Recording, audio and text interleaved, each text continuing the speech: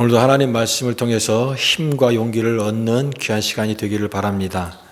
올해 뉴스를 많이 접하게 되는데 그 뉴스의 핵심이 중심이 뭐냐면 이 세상이 참 불안정하다라고 하는 그런 생각이 듭니다. 베네수엘라와 이란이 정치적으로 또 경제적으로 굉장한 불안을 겪고 있고 또 거기에 있는 국민들도 큰 고통을 겪고 있는 상태입니다. 또 미국은 반이민 정책이 심해서 사회가 좀 불안한 상태가 되고 있다고 생각이 됩니다. 근데 어느 나라만이 아니라 글로벌 질서가 긴장, 또 갈등, 이런 세계의 모든 변화가 이런 큰 변화를 겪고 있지 않는가 생각이 됩니다. 반면에 또 인공지능이 오늘날 이 사회에 굉장히 큰 화두가 되고 있죠. 갈수록 AI, 인공지능이 발전을 해서 우리가 직간접적으로 그 영향력에 지금 놓여 있고 있습니다. 일자리가 인공지능 때문에 전에는 사람이 하던 일을 인공지능이 대신하게 되니까 그 일을 하던 사람들의 일자리도 많이 변화가 일어나고 있는 상황입니다. 그래서 오늘날 모든 사람들이 더 잘 살게 되는 것이 아니라 잘 사는 사람은 더 잘 살고 못 사는 사람은 더 못 사는 이 빈곤과 불평등이 더 심화되고 있는 그런 세상에 살고 있습니다. 또 전 세계적으로 이 대기 오염이라든가 수질 오염이라든가 이런 오염도 굉장히 심각하고 또 우리 기후변화가 오늘날 주요 이슈로 부각되고 있습니다. 이처럼 다양한 이 세상에 그런 이슈들이 한마디로 말하면 불안정하다. 그리고 그 불안정이 올해도 계속 지속될 것이고 이게 앞으로도 지속되거나 더 심해지면 심해졌지 더 좋아지지는 않을 것 같다라고 하는 그런 생각이 듭니다.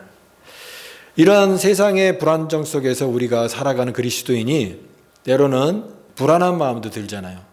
세상의 변화에 대해서 불안한 생각도 들고 또 허무한 마음도 들 수 있고 삶의 방향성을 상실한 상태로 떠밀려 가듯이 살아갈 수가 있습니다. 소셜미디어가 발달을 해서 우리가 다 소셜미디어를 통해서 서로 연결된 것 같지만 여전히 계속 외롭고 또 소외된 그늘 속에서 오늘도 고통을 겪고 살아가는 사람들이 우리 주변에 굉장히 많다라고 하는 생각이 듭니다. 이러한 시대를 보면서 저는 창세기 1장 말씀에 하나님께서 빛을 만드시기 전의 상태, 바로 땅이 혼돈하고 공허하며 흑암이 깊음 위에 있다라고 하는 창세기 1장 2절의 말씀처럼 이 시대가 어둡고 점점 혼돈해지는 그런 세상이 아닌가라고 하는 생각이 듭니다. 바로 그런 시대에, 그 어두운 시대에 하나님께서 우리를 하나님의 말씀으로 초대하시는데 그것이 바로 일어나 빛을 발하라고 하는 말씀입니다. 일어나 빛을 발하라. 바로 이사야 60장에 나와 있는 이 말씀이죠. 주일학교나 또 중고등부 때 교회를 열심히 다니신 분들은 아마 중고등부 시절에 수련회를 가게 되면 이 수련회의 주제가 있잖아요. 그 주제 중에 이 이사야 60장에 나와 있는 주제로 했던 기억이 있을 겁니다. 왜냐하면 이 주제가 굉장히 많이 쓰였거든요. 일어나 빛을 발하라. 내일을 향해서 새로운 꿈을 안고 나아가야 될 청소년 시기에 일어나 빛을 발하라. 그 하나님의 말씀을 통한 도전과 이 세상을 향한 하나님의 비전을 가지고 나아가야 될 그 청소년들 시기에 정말 그 주제가 어울리고 적합한 말씀이기 때문에 이 주제를 가지고 수련회를 많이 했던 기억이 납니다. 일어나 빛을 발하라. 근데 저는 올해 2026년도를 새해를 시작하면서 이제 새해도 벌써 지났지만 이제 우리가 올 한 해를 어떻게 나아가야 될 것인가 생각할 때 오늘 주신 하나님의 말씀이 바로 일어나 빛을 발하라. 일어나 빛을 발하라. 이 세상이 불안정하고 또 혼란스럽다고 해도 하나님의 말씀을 붙들고 어둠 속에서도 하나님의 희망을 선포하는 빛을 발하는 그리스도인, 이 모습을 가지고 우리가 새해를 좀 담대하게 살아갔으면 좋겠다 하는 생각이 듭니다. 우리가 이 변하는 세상의 물결 속에 우리가 살고 있잖아요. 근데 그 물결에 이렇게 휩싸이고 떠밀려 살다 보면 우리도 자기도 자신도 모르게 무기력 또 무관심 이런 태도를 갖기 쉬운 거예요. 내면에 어떤 단단한 이 힘을 가지고 또 소망을 가지고 품고 살아가야 되는데 이 세상의 그런 물결 속에서 세상이 이렇게 돌아가는 건 나는 내 알 바 아니다. 무관심에 빠지기도 쉽고 또 힘도 하나도 없고 어떤 동기부여가 없는 무기력한 상태로 그저 떠밀려서 살아가기 쉽다라고 하는 거죠. 그런데 하나님이 오늘 말씀을 통하여 우리에게 말씀하십니다. 일어나라. 잠자는 상태가 아니라 일어나라. 깨어 있으라. 일어나라.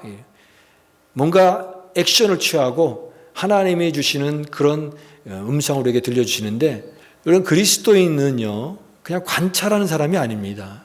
그냥 사람들이 어떻게 살아가는가 그냥 구경만 하는 사람들이 아니라 그리스도인들은 행동하는 사람이고 그리스도인은 일어나는 사람이에요. 수동적인 관찰자가 아니라 우리는 하나님의 일을 하는 자로 부르셨다라고 하는 것입니다. 우리가 세상에 살면서 영향력을 받잖아요. 우리 친구라든가 우리 어떤 그 사회라든가 이런 환경에 영향을 받아서 그 영향 가운데는 좋은 영향력도 있고 또 나쁜 영향력도 있을 것입니다.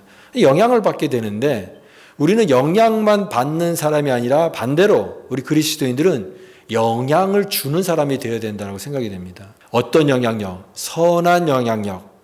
나를 통해서 하나님의 선한 영향력을 끼치는 사람. 예수님께서도 너희는 세상의 빛이다 라고 말씀하셨잖아요. 우리가 빛이 되라고 말씀하십니다. 너희는 세상의 소금이다. 그 다음에 세 번째 뭐라고 하십니까? 너희는 산 위의 동네다. 예. 너희가 그런 선한 영향력을 이 세상 가운데 받는 사람이 아니라 끼치는 사람, 영향력을 주는 사람, 선한 쪽으로 영향을 주는 그런 삶을 살라라고 하나님께서 우리를 부르신다라고 하는 거죠. 오늘 말씀에도 일어나 빛을 발하라 강력한 동기를 부여하시는데 오늘 우리의 모습은 어떻습니까? 나 자신이 너무나 영적으로 나태하고 있지는 않습니까? 또 무기력한 상태로 그냥 아무 생각 없이 하루하루 그냥 이렇게 살아가고 있지는 않는가? 그냥 세상에 어떤 영향력만 받고 그렇게 살고 있지는 않은가 돌아보게 되는 것입니다. 그럴 때 우리를 부르시고 초대하시는 주님의 음성, 일어나 빛을 발하라. 이 주님의 음성을 우리가 들어야 될 줄 믿습니다. 일어나 빛을 발하라. 그런데 무언가를 하려고 할 때 그걸 할 수 있는 동기부여와 힘이 필요합니다. 그러면 오늘 말씀 일어나 빛을 발하라고 하는 말씀 속에서 하나님은 우리에게 어떤 동기부여를 주고 계시는가? 오늘 본문 말씀은 이 말씀은요 1차적인 독자가 있습니다. 그 독자가 바로 바벨론 포로에서 돌아온 이스라엘 사람들을 주신 말씀이에요. 바벨론의 포로 생활하다가 이스라엘에 다시 돌아와서 이제 새롭게 사회를 일구고 또 하나님의 성전을 세우고 하는 그런 비전을 품고 왔지만 이스라엘 사람들에게 있었던 현실은 그들이 생각했던 것보다 훨씬 더 어려웠습니다. 그래서 뭔가 새로운 것을 시작하려고 했지만 그게 잘 안 됐고 여러 가지 힘든 부분이 너무나 많았기 때문에 이 영적인 침체와 어려움을 겪고 있었던 그 시대였습니다. 사람들이 예전을 그렇게 그리워하잖아요. 현실이 불만족스러우면 예전의 거를 과거를 자꾸 회상을 합니다. 예전에 참 좋았는데 그래도 옛날이 참 좋았는데 과거에 복귀를 해서 과거의 어떤 그런 이스라엘이 가졌던 영광들 그때 가졌던 하나님의 그 은혜들을 생각하면서 옛날에는 참 좋았는데 그 얘기는 뭡니까? 오늘 현실은 참 불만족스럽고 참 어렵다. 무기력하다 우리가. 그래서 뭔가를 하기보다는 힘이 빠진 상태에서 현상 유지를 하는 그 나태함에 빠져서 전체적인 상태가 진짜 암울했던 거예요. 어두웠던 그런 시대였다라고 하는 것입니다. 앞이 하나도 안 보이는 상황에서 내 앞길도 지금 안 보이는 상황에서 더듬더듬 거리면서 길을 찾는 사람인데, 그런 신세인데 어떻게 빛을 발할 수 있겠습니까? 나도 지금 이렇게 주저앉아 있는데 일어나 빛을 발하라고 하니까 이런 상황에서 이 말씀을 받아들이기 참 어려웠을 것입니다. 그러나 오늘 말씀은 그토록 암울한 시절이 이제는 끝날 것이다. 그리고 축복을 누리게 될 것이다. 그 이유가 있습니다. 그 이유가 뭐냐면 하나님께서 임하실 것이다 라고 하는 약속입니다. 여러분, 성경 말씀은 우리에게 약속의 형태로 항상 위로를 주십니다. 그 약속을 주시는 거예요. 근데 그 약속을 정말 믿는 자는 그 약속이 오늘의 우리의 삶을 일으킬 수 있는 힘과 용기를 주는 생명의 말씀이 되거든요. 이제 하나님이 오셔서 하나님이 임하시면 그 암울한 시절은 끝날 것이고 너희들에게 축복의 시간, 빛의 시간이 시작될 것이니까 그것을 준비하면서 일어나 빛을 발하라고 말씀하시는 것입니다. 이 말씀은 실제적으로 이 예언은, 이사야의 예언은 이루어진 것이죠. 바로 예수 그리스도가 이 땅 가운데 오셔서 주님께서 이 어두운 세상에 오셨다라고 하는 것을 통해서 이 약속은 성취되었는데, 바로 예수님은 빛이신 것입니다. 요한복음의 말씀처럼 나는 세상의 빛이다.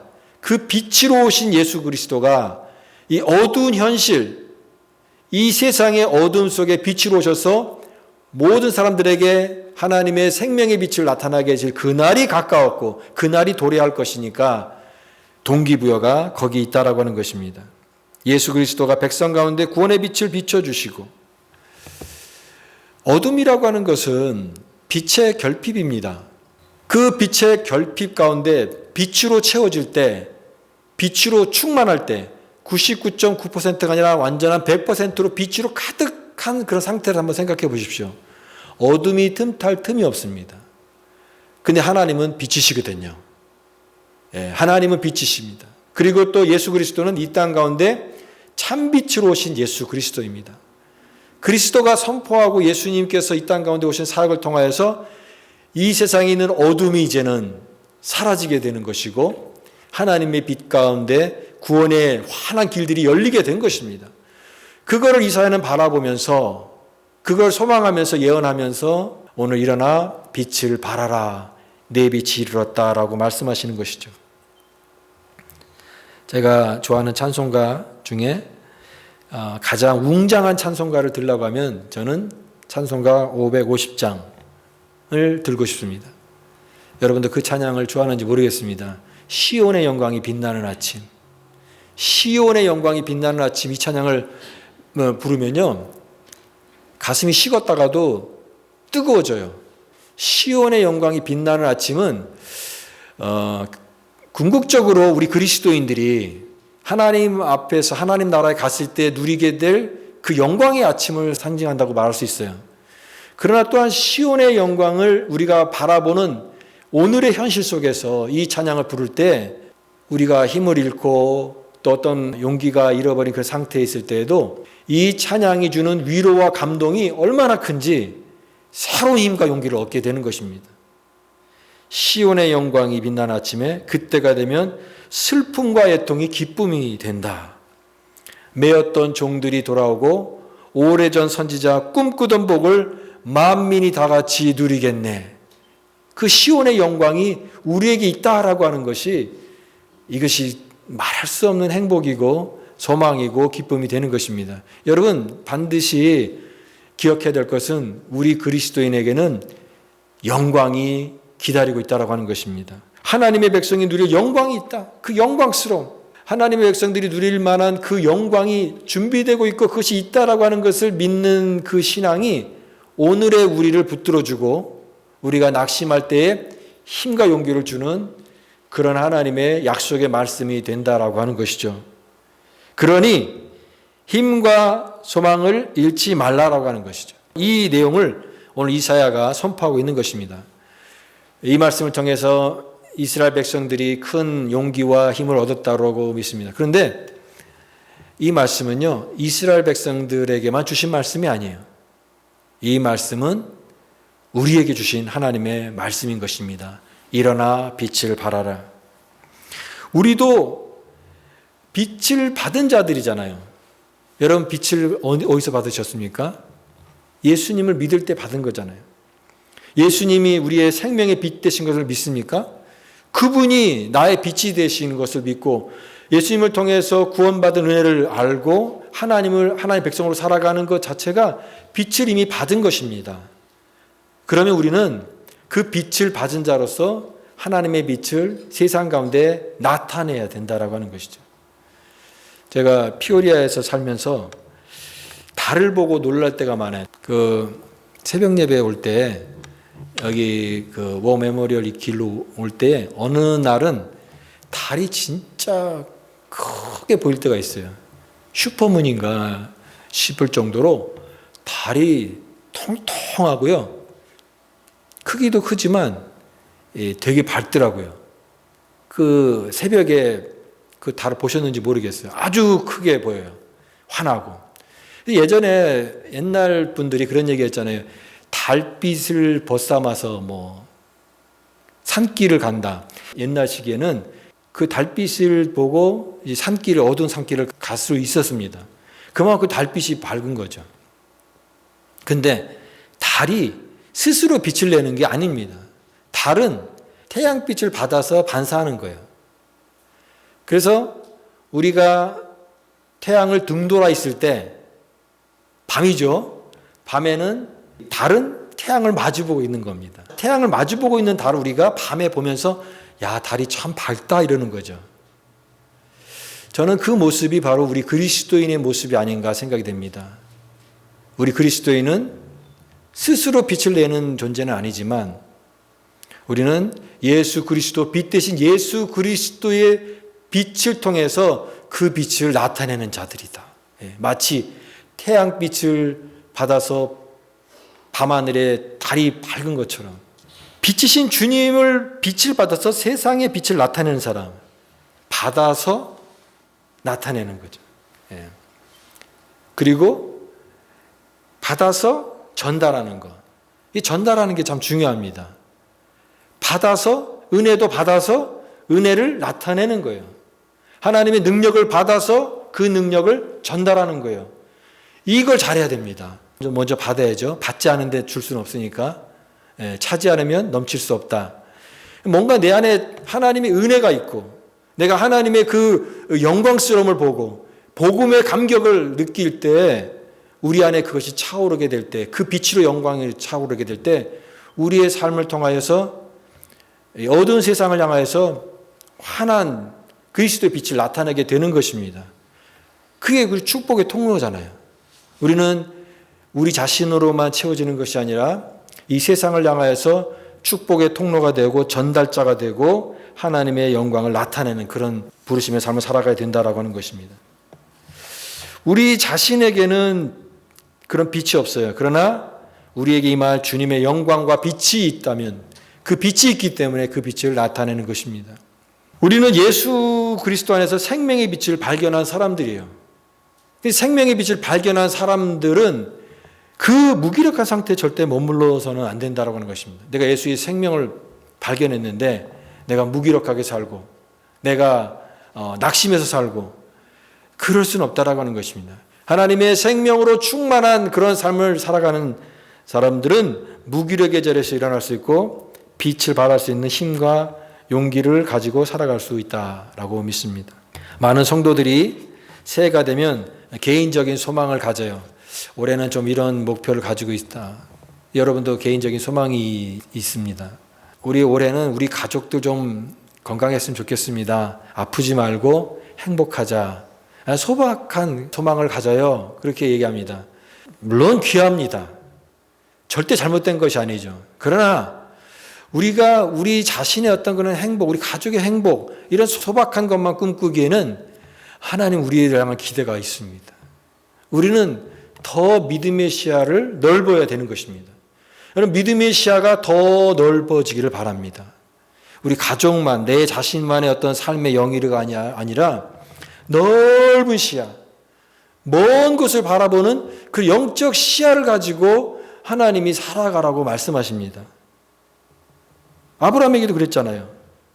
너 있는 곳에서 내 눈을 들어 사방을 보라. 하나님이 아브라함을 통해서 기대하시는 것은 아브라함의 삶에 축복을 주시기도 하지만 그를 통하여 많은 사람들에게 하나님의 영향력을 나타내는 그런 자로 아브라함을 부르신 것이거든요. 마찬가지로 우리도 시야가 넓어져야 되는 것입니다. 일어나 빛을 발하라. 등대를 한번 생각해 보세요. 등대가 이렇게 환하게 비치면 표류하는 배들이 그 등대의 불빛을 보고 있지 않습니까? 등대가 만약에 불이 그 등대 안에서 일하는 사람들이 그 자기 생활 반경만 환하게 켜고 불편하지 않을 정도로만 밝기를 유지한다면 그 등대는 사명을 저버리는 것이죠. 등대의 사명은 멀리 비추는 것입니다. 더 멀리, 더 강하게 빛을 비춰서 그 등대를 통해서 다른 사람들에게 그런 영향력을 끼치는 그런 역할을 하라고 등대를 만든 것이죠. 마찬가지로 우리가 이러한 넓은 시야를 갖게 되면 많은 것을 품을 수 있다라고 하는 것입니다. 우리의 친구, 우리 가족, 이웃, 또 민족을 바라보는 그 넓은 시야를 갖기를 원합니다. 또한 우리는 빛을 나타내는 사명이 있습니다. 이곳에 우리가 모여서 주님의 몸을 이루어서 우리가 이곳에 모인 것은 우리의 빛을 더 크고 밝게 크게 하기 위해서입니다. 작은 불도 이렇게 모여지면은 횃불이 될 수 있잖아요. 그럼 횃불이 되면은 어두운 길을 환하게 비출 수 있고 많은 사람들을 인도할 수 있는 빛이 되는 것입니다. 마찬가지로 우리가 함께 이곳에 같이 모여서 하나님 앞에 예배하고 모이게 힘쓰라고 했잖아요. 모이게 힘쓰고 또 우리의 빛을 나타내고 그럴 때 빛이 되어서 주님을 더 잘 나타내는 하나님의 거룩한 통로가 되는 그런 교회가 되기를 원합니다. 특히 올해 우리가 이제 성경 통독을 하려고 하는 이유는 바로 이것을 더 잘하기 위해서 하는 것입니다. 하나님의 말씀을 통해서 우리는 우리의 이 빛을 더 드러내길 원합니다. 근데 성경 말씀을 읽으려니까 이게 다 쉽지 않습니다. 아마 이게 꾸준히 하는 사람도 계시겠지만 이게 벌써 하루하루 이렇게 못하고 계시는 분도 있을 거예요. 그래서 제가 필요한 것이 생각했는데 이 성경을 그냥 읽는 거는 참 쉽지 않겠다. 가이드가 필요하다 생각이 들었습니다. 그리고 어떤 여행을 할 때에도 예를 들면 뭐 어떤 처음 가보는 그런 낯선 곳을 여행할 때 가이드 없이 그냥 막 다니게 되면은 힘들잖아요. 근데 가이드가 있으면 어디를 여행할지 잘 알 수 있는 것입니다. 성경이라고 하는 큰 여행지, 정말 울창한 그런 어떤 아마존 같은 그 숲인데 그것에 우리가 잘 가이드할 수 있는 그런 가이드가 있으면 그 말씀을 좀 더 잘 읽을 수 있고 거기에서 선명한 하나님의 뜻을 발견할 수 있다고 생각이 듭니다. 말씀을 꾸준히 읽고 묵상하는 사람은 삶의 기준을 세우고 영적인 균형을 잡을 수 있는 사람입니다. 내 삶에 두려움이나 스트레스나 이런 것들이 있을 수 있죠. 그러나 그런 삶의 변화 속에서도 해답을 찾고 삶의 옳은 방향으로 계속해서 나아갈 수 있는 힘, 바로 하나님의 말씀이 우리의 길이 되고 인도자 되고 가이드가 되는 줄 믿습니다. 그 말씀을 우리가 읽음으로써 또 통독함으로써 힘을 얻고 내일의 소망을 품고 살아갈 수 있다라고 하는 것입니다. 세상은 여전히 어둡고 슬픔과 애통이 있습니다. 그런 세상 속에서 이 복잡다단한 세상 속에서 우리도 같이 힘을 잃고 무기력하게 살아가기 쉽습니다. 그러나 오늘 이 말씀을 기억하십시오. 일어나 빛을 발하라. 우리는 힘을 잃어서는 안 됩니다. 우리는 낙심해서도 안 됩니다. 우리는 무기력해서 안 됩니다. 내가 오늘 매일매일 무기력하게 산다면 오늘 이사야의 말씀을 기억하십시오. 일어나 빛을 발하라. 우리는 오늘의 힘과 내일의 희망이 있습니다. 왜냐하면 빛 대신 주님께서 우리와 함께 하실 것이기 때문입니다. 그 빛 대신 주님이 우리에게 빛을 주셨습니다. 이제 우리는 그 빛을 받은 자로서 내 안에 빛으로 채우고 그 빛을 사람들에게 나타내는 선한 영향력을 끼치는 그런 하나님의 거룩한 사람으로 서야 될 줄 믿습니다. 올 한 해 이 빛을 나타내는 거룩한 하나님의 백성들 다 되실 수 있기를 주님의 이름으로 축복합니다.